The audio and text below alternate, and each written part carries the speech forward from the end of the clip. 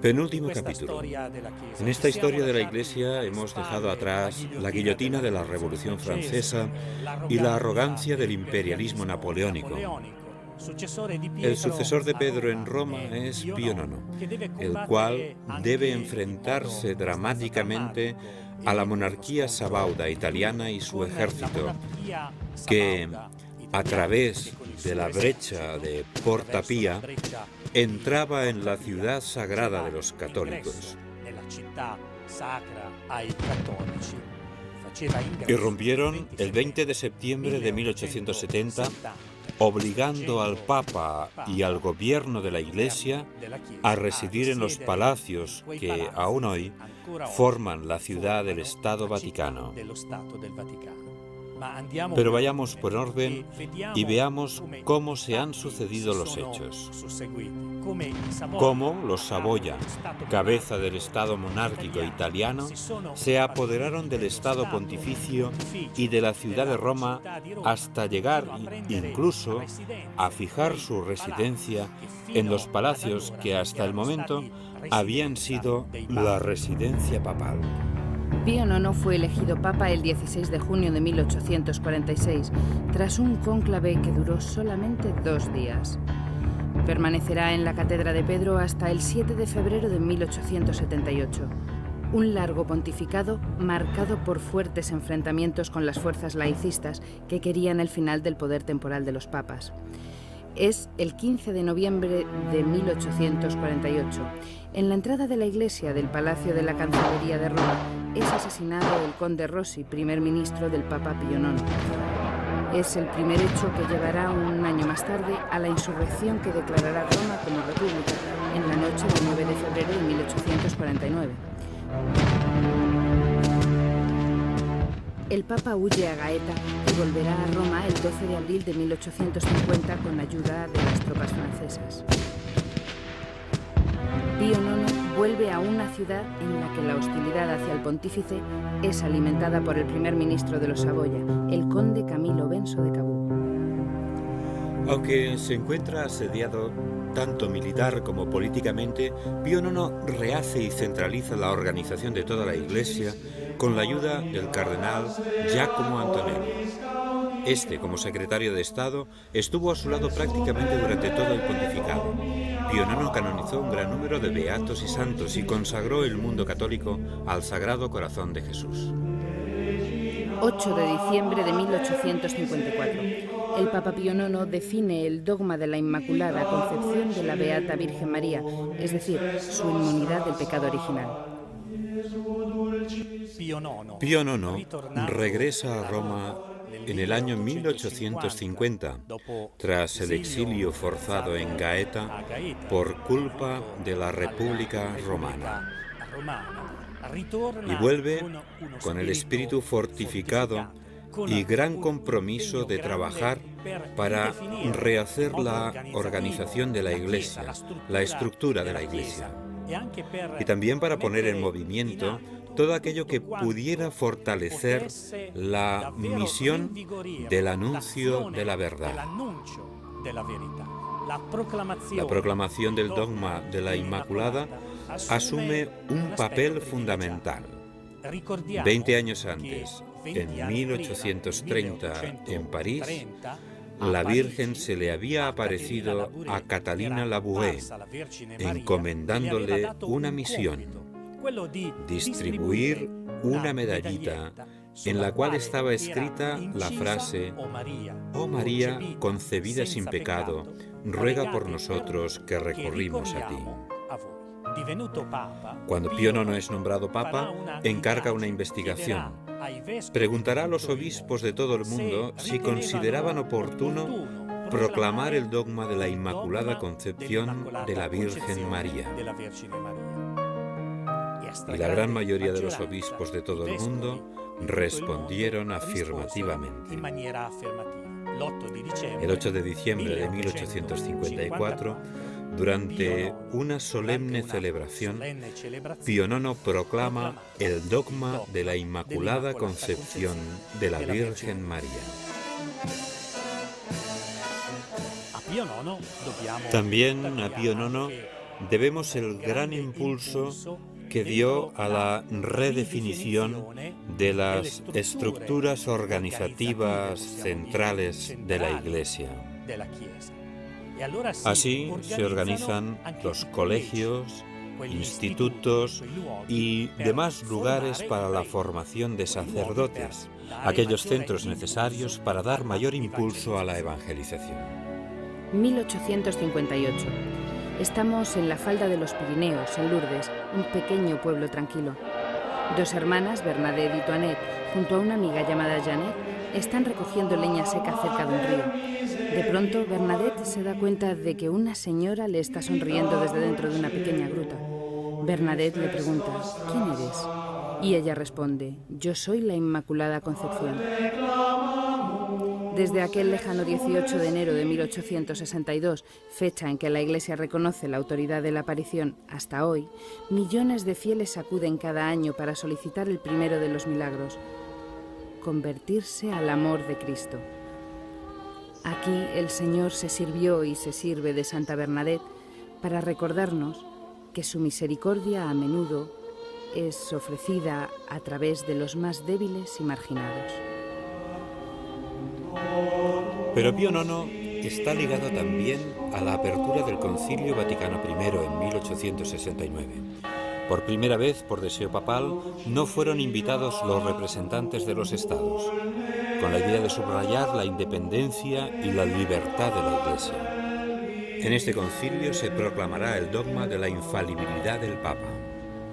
El Concilio Vaticano I, sin lugar a dudas, fue un acontecimiento importante dentro de la historia de la Iglesia Católica y produjo dos importantes documentos.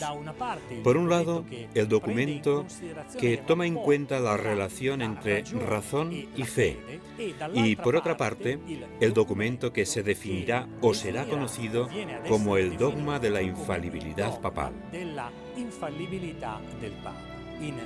En pocas palabras, en este segundo documento se viene a decir que el Papa, cuando habla ex cátedra, es decir, con toda la autoridad que le ha sido otorgada por Jesucristo, en cuestiones de fe y moral, define de manera que todos los creyentes están obligados a hacer profesión de fe. El Concilio Vaticano I, sin embargo, no pudo terminar su trabajo.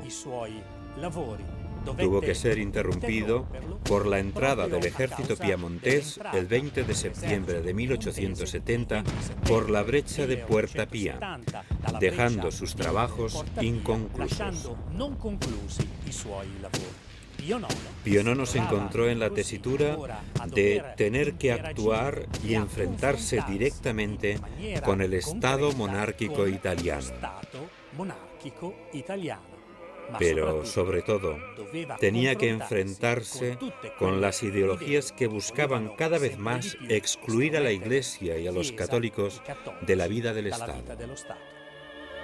Durante el pontificado de Pío IX, las sociedades industriales ponen en marcha nuevos mecanismos de producción, sostenidos por modelos económicos eficientes para los capitales invertidos, pero no para los niños y mujeres que trabajan incluso más de 12 horas al día.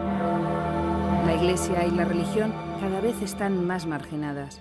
La sátira anticlerical es cada vez más áspera y violenta, y en este clima el enfrentamiento entre laicos y católicos es cada vez mayor. Esta visión, este intento de laicismo, de descristianización de la sociedad es evidente también en nuestros días. Un cristiano, un católico, nunca podrá aceptar que su fe no forme parte de su jornada, de su actividad, de su trabajo. No puede reducirse solo y únicamente a un ámbito privado donde la fe no incide en lo que se hace. En Italia, como en el resto de Europa, hay diferentes ideas y, aprovechando estas diferencias, es como los Saboya toman posesión del Estado Pontificio el 20 de septiembre de 1870. En esta situación, Pío IX no puede evitar sentirse prisionero. No puede sentirse otra cosa que encerrado en su actividad de pastor universal del rebaño de Dios, encerrado en un puñado de edificios que son los que actualmente forman el Estado de la Ciudad del Vaticano. En 1874, el Estado monárquico de los Saboya en Italia intenta una aproximación para lograr un arreglo. Otorga al Papa ciertas garantías para poder desarrollar su acción pastoral. El Papa rechaza estas garantías y por medio de la proclama non expedit, non conviene, prohíbe a los católicos italianos que participen en la vida política del Estado italiano.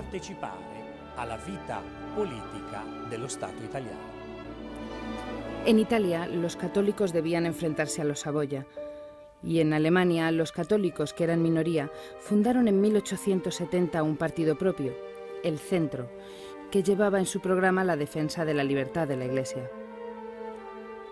Solo un año antes, en 1869, en Fulda, Alemania, el obispo de Maguncia, von Ketteler, a través de un comunicado a todos los obispos alemanes allí reunidos, solicitó más justicia para los trabajadores de los campos y de la industria, sosteniendo que la cuestión social estaba ligada a la tarea que tiene la Iglesia en el mundo, favoreciendo así la aparición de cooperativas y sociedades obreras católicas. No fue muy diferente el trabajo de John Henry Newman. Newman, convertido al catolicismo en 1845, fundará en Inglaterra oratorios y escuelas para niños pobres. John Henry Newman será nombrado cardenal por León XIII. Tuvo un gran éxito no solo por su capacidad como escritor, sino, sobre todo, por su coherencia de vida y su búsqueda continua y seria de la verdad. Una figura análoga en Italia será San Juan Bosco, que toma como ejemplo a un santo del siglo XVI, San Francisco de Sales, y su modelo educativo basado más que en la represión, en la prevención, en la educación global. Funda en 1859 a los salesianos para educar e instruir a los jóvenes. Crea también una rama femenina y con Sor Nazzarello funda las Hijas de María Auxiliadora. La importancia histórica de Don Bosco no está solamente en la multitud de obras realizadas, aunque fue un gran trabajador o en ciertos elementos metodológicos relativamente originales, como el sistema preventivo de Don Bosco, sino sobre todo en la percepción intelectual y emotiva que tuvo de la dimensión universal, teológica y social del problema de la juventud abandonada. Don Bosco no fue político ni sociólogo, ni tampoco sindicalista. Simplemente fue y quiso ser un sacerdote educador para los jóvenes. Don Bosco es, por sí mismo y para los salesianos, la libertad y la valentía de la autonomía. No quiere unir la suerte de sus obras con la imprevisible variación de los regímenes políticos. Y nosotros, los salesianos, ¿qué estamos haciendo hoy en el mundo? Pues aquella pequeña semilla implantada y desarrollada por Don Bosco, que ha crecido como un árbol, hoy se encuentra presente en 130 países del mundo. Pero al mismo tiempo nos sentimos llamados a responder a las necesidades actuales de los jóvenes, a lo que puedan ser sus esperanzas, sus ideales. Esta es la grandeza de Don Bosco. No poner a los jóvenes al servicio de unas estructuras, sino poner las estructuras al servicio de los jóvenes. Aunque siempre con la misma pasión educativa de Don Bosco, con sus grandes convicciones y con su misma metodología. Estamos en el año 1878 en Roma, es decir, en aquello que queda del Estado Pontificio en el Vaticano, y se ha abierto el cónclave. Es el primer cónclave que se celebra en esta situación y algunos cardenales hubieran querido convocarlo en otro lugar. Pero gracias a aquel que será elegido papa con solo 3 votaciones, el cardenal Gioacchino Pecci, León XIII, el cónclave permanece en el Vaticano.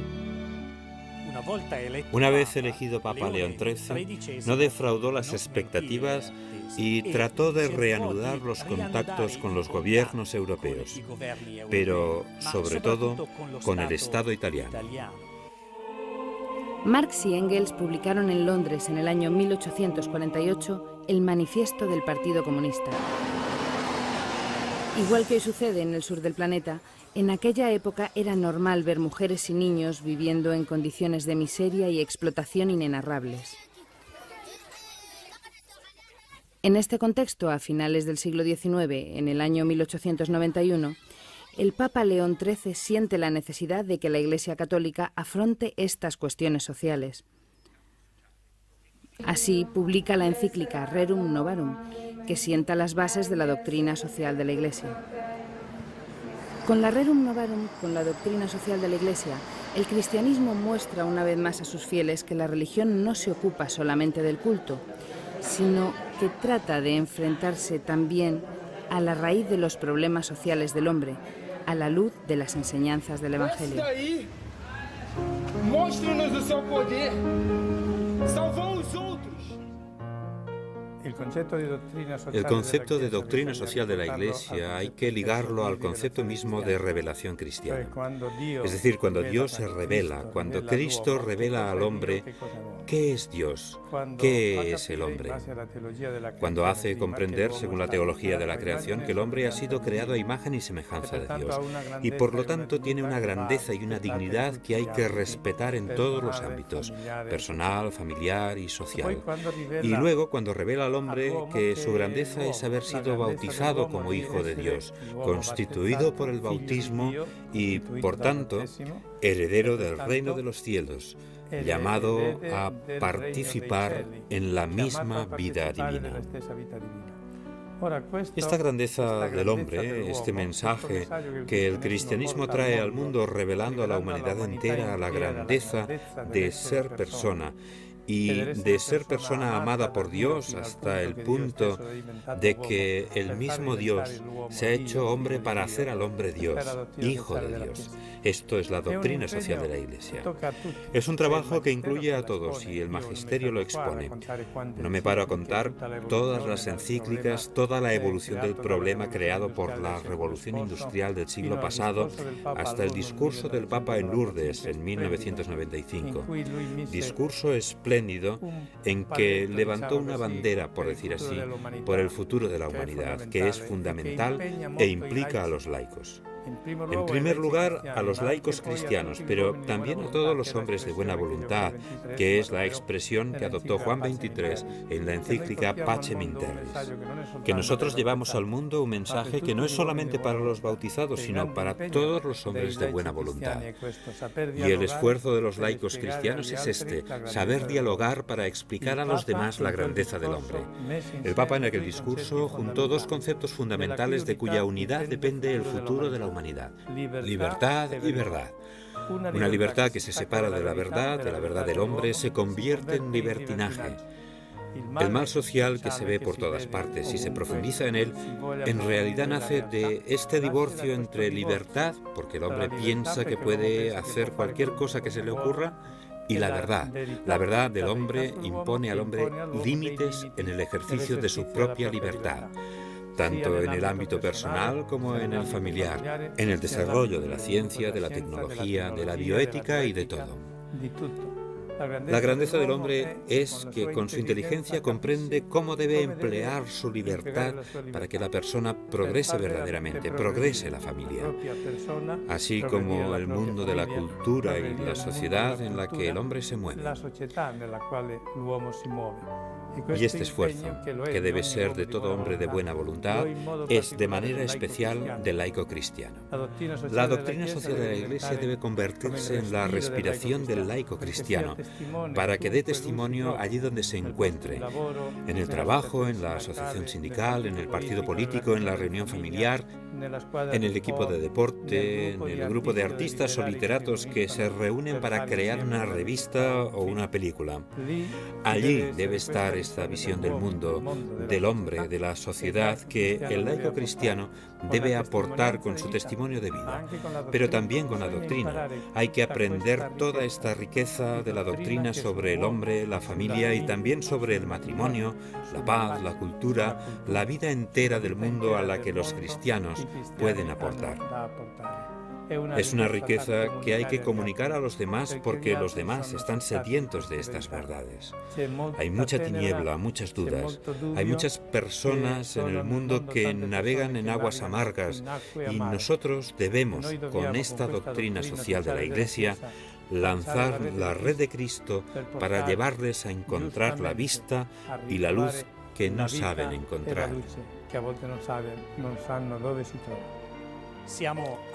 Estamos a finales del siglo XIX y también en el final de este capítulo de la historia de la Iglesia Católica. El próximo será el último y afrontará 100 años de historia llenos de acontecimientos.